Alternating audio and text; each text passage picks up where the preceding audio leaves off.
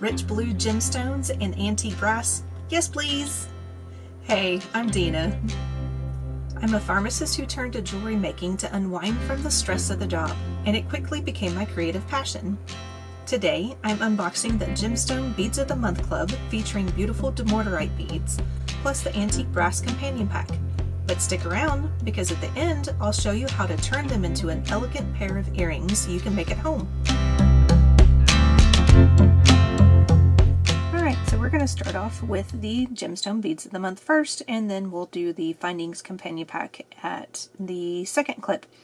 Now, this is the month that I actually got 2 packages of the Gemstone Beads of the Month, because I get one on the monthly basis that I purchase, along with the Findings Pack, and then I do the Rotating Beads of the Month, which if you use my discount code DENA10, then you would be on the same rotation as I am with those certain beads, with the Rotating Beads of the Month Club. Well, this month is the month that I rotate through the Gemstone Beads of the Month. So I got 2 single packages of the gemstones. So I'm just going to go through just the one, because they're basically the same thing. They're just slightly different in colors, because gemstones are gemstones. You're going to find different colors. So we'll go through this first, and then we'll do more than likely an earring at the end. So I have a handy dandy little dish over here off to the side. We're going to try this time and see how this works. I like the other way that I was doing it too, showing y'all the beads and everything, but I kind of figured this was a little bit nicer in color. So I don't know. We'll try it. We'll see what happens. So this is the first little container. These gemstones, by the way, I think are pronounced Dumortierite. Yeah, Dumortierite. Dumortierite? Anyways, they are named after a Frenchman, so it's probably supposed to be pronounced some way in a French form, and I never took French, so I have no idea how to pronounce it. So I'm probably not saying it right. But the way that I look at it, when I first saw it, it kind of reminded me of sodalite, and then sometimes it kind of reminded me of lapis lazuli.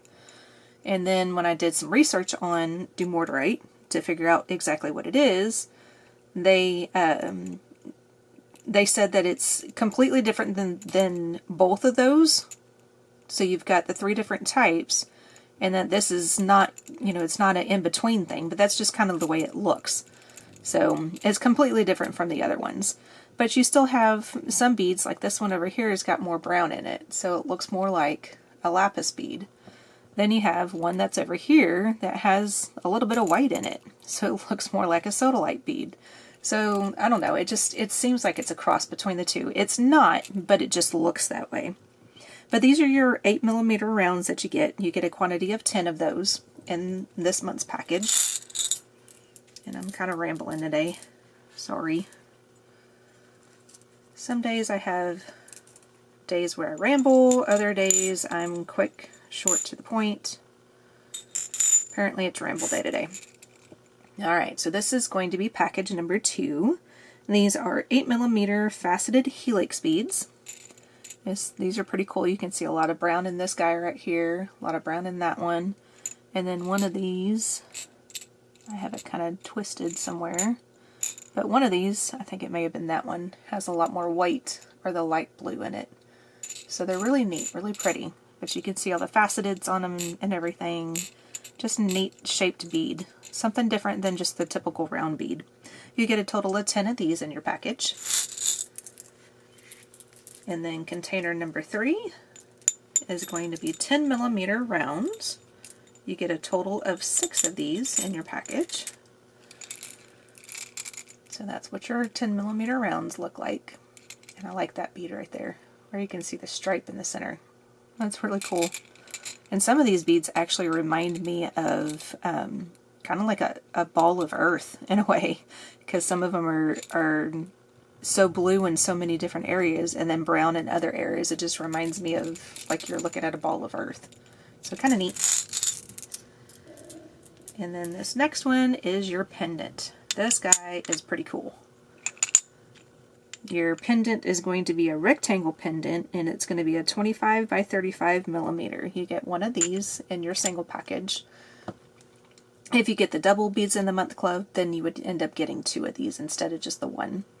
But this guy is very, very pretty. That's the one side, there's the other side, and your hole on this one goes straight down the center. Right there. So it goes lengthwise down your pendant. So this is very, very pretty. Lends itself to a pendant with a nice tassel down at the bottom. Probably will end up making a necklace like that. I don't know if I'm going to come back and show you a necklace tutorial or if I'm going to come back and do a bracelet, but I'm kind of leaning more towards a bracelet. And as my second tutorial for this one, for my beads of the month for this month, because I always do an unboxing and then I come back and do a second individual tutorial also.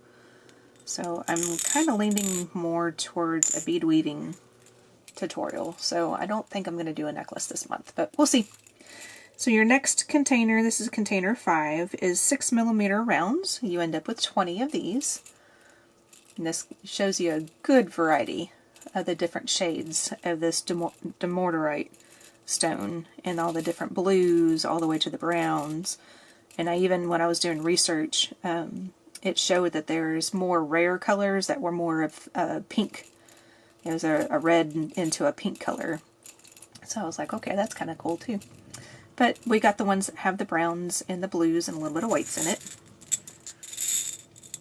And then your last container for the Gemstone Beads of the Month for July 2025 are your rondelles. And these are 5x8 rondelles, and you get a total of 10 of these. And this particular package, it looks like it's a little bit more of a darker color of the Dumortierite. You see a little bit more of the darker, almost like a midnight blue color to it. It's kind of hard to pick up on the camera, but this one in particular, and this one right here too, you can see a very, very dark blue color going through the center of those two beads. And then you have more of the brownish black around the side. So those are very pretty. I really like this color, this stone. So that is the Gemstone Beads of the Month. So meet me back and then we will go through the findings findings package and then come back and do a pair of earrings. I'll meet you back in a second.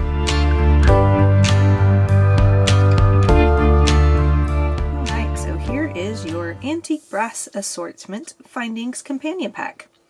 So this is another one of the items that I purchase on a monthly basis, so we'll go through these and then we'll do our earring tutorial at the end. Alright, so you first start off with this really neat looking chain. I really like this. This is neat, it's different. I don't have anything that's anywhere close to looking like this, so it's very neat. So I'll bring it up a little bit closer. So you have links that look like this, like an infinity link.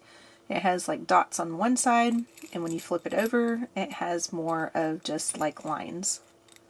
If I can get the camera to kind of focus on it. There we go, now you can kind of see it. So you see lines and everything on the back. That's probably just from the way that the form was actually made in processing and everything, and that's the reason why we got the lines on the back. Still looks neat. I still like that different look on the back side of it.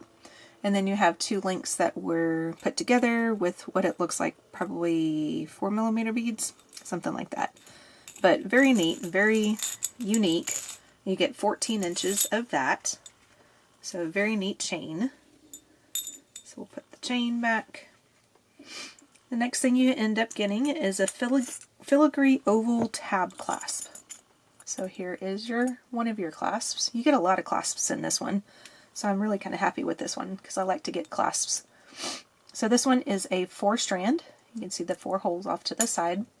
And then on a tab clasp, if you are not familiar with it, you would just push down on this tab on the left-hand side and then pull out. And then that gives you your other side for your 4 loops. So this one, I was actually thinking when I was putting this all out, this would be good for a pearl necklace.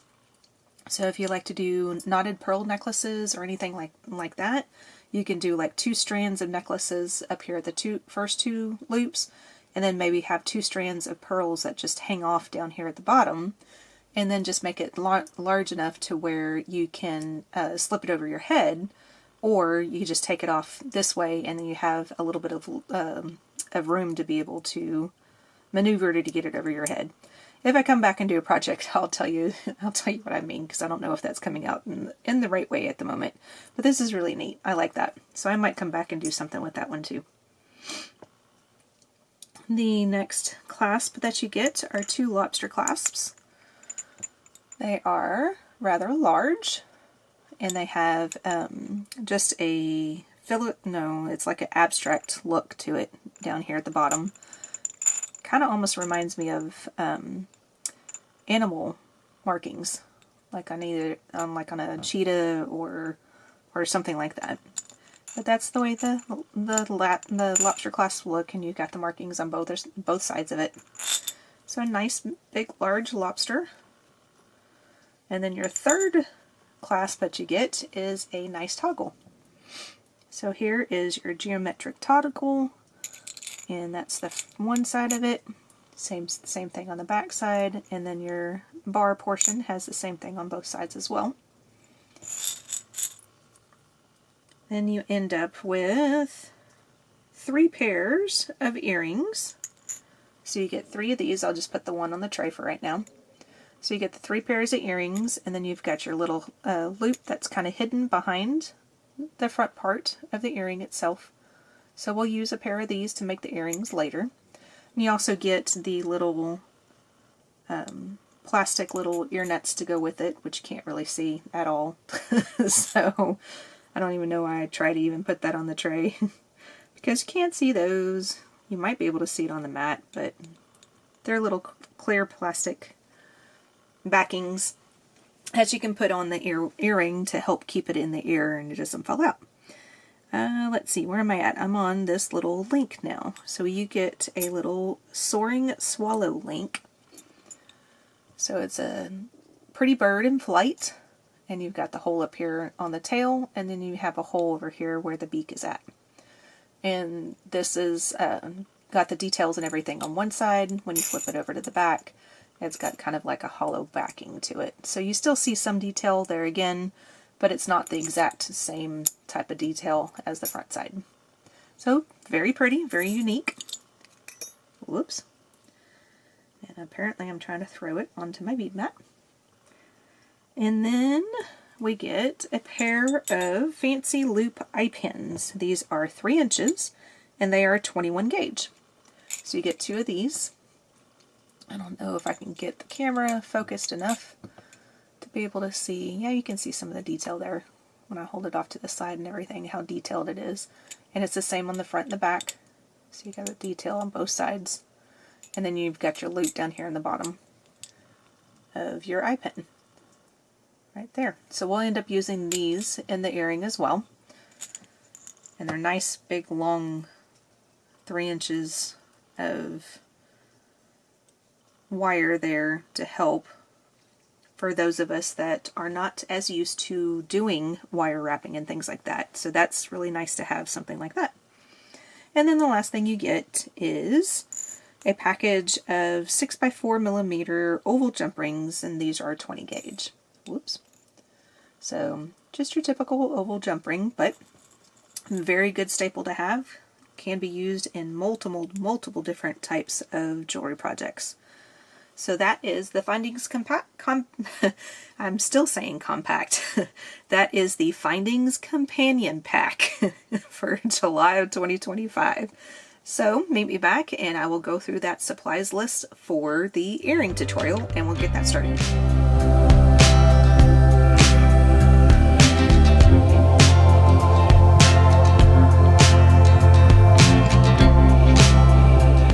Alright, so we're going to make the companion to this earring. So I'm still trying to learn how to do some wire working, so it took me a little bit of time. So if this portion of the video takes a little bit of time, it's only because I'm still learning how to do some wire working and everything, and how to do my wraps and things like that. So when I did my wraps, it took me a while to actually go through it all. So what you would need are your 6mm, 8mm, 10mm rounds. You'll need the 5x8 rondelles, 2 11OC beads, your ear wires, your eye pin, and then a head pin. The head pin is just from my stash. It has a little ball at the end. I felt like it kind of emulated the seed beads that are here at the top, so I felt like that was a good combination to use. You can always just use a plain head pin if you don't have that, and you can put a seed bead down at the bottom before you put your 10mm bead on it. So the first thing that you want to do, if you're just going to use just the head pin and the 10mm bead, you want to make sure that your 10mm bead is not going to go straight through, your head pin is not going to go straight through your 10mm bead. So you need to make sure that that's the case itself. So after that looks okay, now we have to figure out how to do our loop. Now this is how I have been doing loops lately, because like I said, I'm still learning how to do it, and this kind of helps me gauge, okay, well, this is how my loops are going to look similar on when I'm doing like a pair of earrings. When I'm just doing one individual item, it really doesn't matter. But this is how I do it to make sure that my loops are just about the same. So I've got my chain nose pliers. I have the left hand side of the chain nose pliers lined up with the left hand side of the round bead. Then I'm going to take my wire and I'm going to push the wire up over the chain nose pliers until it ends up being about a 90-degree angle, like that. Then I'm going to switch to the round nose pliers. I'm going to put the round nose pliers in just about the same spot in the same fashion. So line up your left hand side of your round nose pliers to the left hand side of your round bead. And needs to be right about in there, something like that. Now it's probably not going to be exact, but it's going to be close enough that when you're wearing it on your head and one earring's on one side and the other side, you're not going to notice that big of a difference. So to finish this out, you want to push your wire up over the top of your round nose pliers until it comes down and hits the bead on the other side. Now you want to open your pliers up, switch to the other jaw, so now your wire is coming in between the two jaws right there. And then you want to complete your circle. So continue with a large amount of wire and keep pushing it backwards and around that bottom loop until you have something that looks like that on your pliers.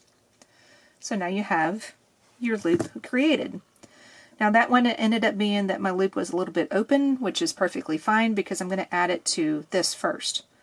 So we're going to go ahead and slide this on. And then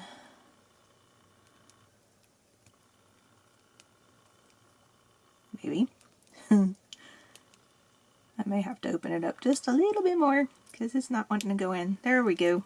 Okay. So now it's in there good. Alright, so now I have it connected on there. We're going to grab our chain nose pliers again and then kind of close up that loop a little bit. The loop that is on the head pin. Well, if I can grab it. Alright, so now this is the part that I usually take my time with, because it takes me a minute or two to make sure that my turning of the wires is nice and even. Alright, so I'm holding on to that loop with my chain nose pliers.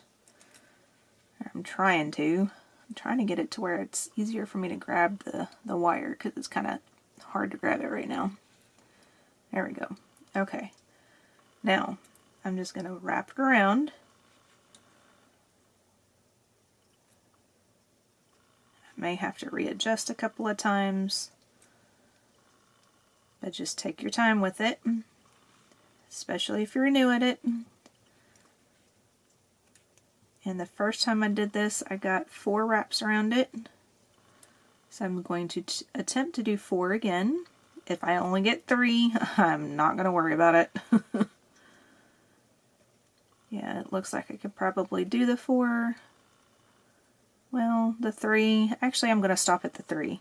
Because the bead movement is very slim right now. So I don't want to get too tight to the bead itself to where it doesn't move at all and potentially could cause cracking and things like that later on. So we're going to leave it just where it's at. I'm going to the back of the earring and flush side towards the loop. I'm going to try to cut this off. I say try because I think I kind of broke my pliers the other day when I was using some stainless steel head pins. Didn't realize they were stainless steel, and I think I kind of broke them.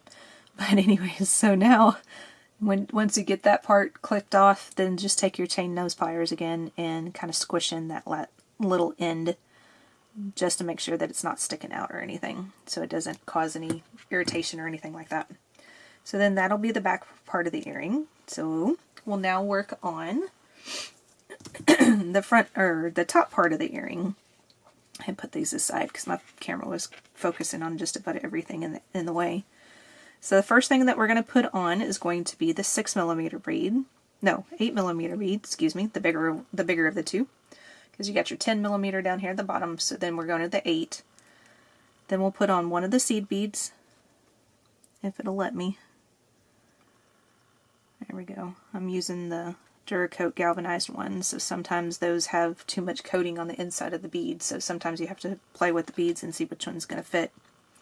Then put your rondelle on, put another seed bead on, hopefully. There we go, just like that. And then end up with your 6mm bead on the top. Alright, so now we need to make a loop for the top, and we're going to do this in the same fashion that we did down here at the bottom. However, we need to make sure that our loop is going to be facing in the correct direction, so all we have to do is open the loop on the back part of the ear wire here, and then slide our earring, or the, what are we doing, a head pin. Slide this part, the beaded portion, onto the ear wire. So we want to make sure that those holes are going in the correct direction.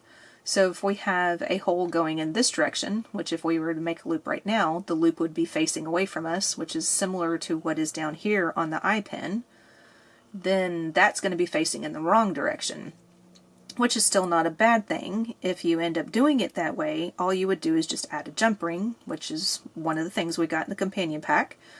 So just add a jump ring and add your beaded portion to your ear wire in that fashion. Well, I'm trying to not have to use a jump ring in this one, so I want to make sure that my loop is going to be in the same direction as what the eye pin is down here in the bottom. So let me make sure I'm doing this in not in the same direction, in parallel direction, perpendicular direction than the loop down here at the bottom. So you want this loop down here at the bottom, because I totally said that completely backwards. You want this loop down here at the bottom facing you. So when you do the loop up here at the top, when you're done with it, that loop will face you at the top, and the loop down here at the bottom will be different. Hopefully I said that right the first time, but if I did not, the second time I did say it right. So loop down here at the bottom facing you, so now we're going to make our loop up here at the top. So what I'm going to do is I'm going to hold on to the eye pin down here at the bottom, and then I'm going to do a similar thing up here at the top. Just line up my chain nose pliers to the left hand side of the uppermost bead up there, and then push over the pliers until it's about 90 degrees. Change to the round nose pliers, put them up against the side in about the same fashion, about the same length. Yep, that's pretty good. And then you go up and over the round nose pliers, open your pliers, change to the other jaw, and then continue the wrap around the bottom jaw until you get about a 90-degree wrap around the back, just like that. Now this one we're going to go ahead and complete off, because we have an open ear wire, or open loop back here in the back of our ear wire that we can just attach in that fashion. So now we're going to wrap this around, just slowly and carefully, Whoop.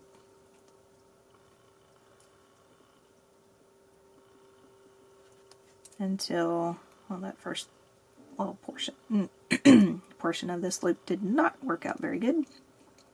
That's okay. Okay, I want to make sure I'm in the back of the earring. I'm only going to wrap around those 2 times and go just a little bit further. There we go. So now I'm on the back of the earring. The way that I can find out if I'm in the back of the earring, back here at the bottom, I ended up cutting off the extra wire on the 10mm link down here at the back of the earring, so that way I know, okay, that's my back and this is my front. So we're going to go ahead and cut this portion off. Hopefully this works, because this took me a minute to cut off earlier. So I really think I messed these pliers up, so I may have to purchase some new ones.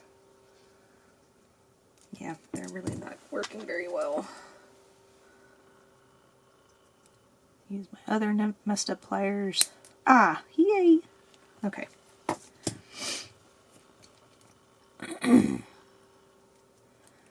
Sorry about my allergies today.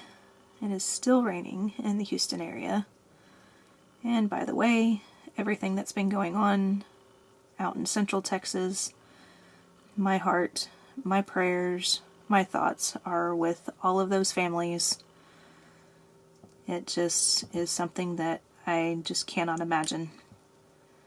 My daughter actually was in that area, not the same area, but close, a few years ago. So my heart and prayers are with y'all. Alrighty, so let's finish this earring off now that we have that done. Now my loop is like a little wonky. That's fine. If that bothers you, you can come back in. You can use your round nose pliers. You can kind of straighten it up a little bit if you need to. And I think I just twisted it too far. There we go. Yeah, it's kind of sort of about normal. It is what it is.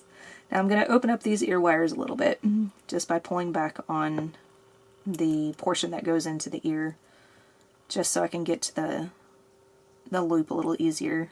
And then I'm going to twist that open just like you would a jump ring. Make sure that I have my front side facing me now, and then make sure I put this on in a way to where the front side will stay on the front side. There we go. And then go back in and close up the little jump ring on your ear wire. Alright, let's see if I got lucky enough and ended up with earrings that are about the same length. Alrighty, I think I did okay with that. I'm learning. I'm still learning, but we're getting there, guys.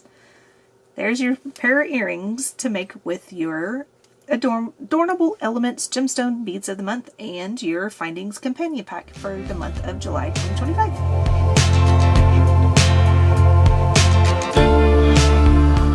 I'd love to know what you would be making with these gemstone and findings. Go ahead and head on over to my community tab and post a picture. It doesn't have to be from this box, it could be anything else that you're working on. I'd love to see it. Don't forget to hit that like button and that subscribe button, as well as that notification bell, and I will see you all in the next video. Bye now.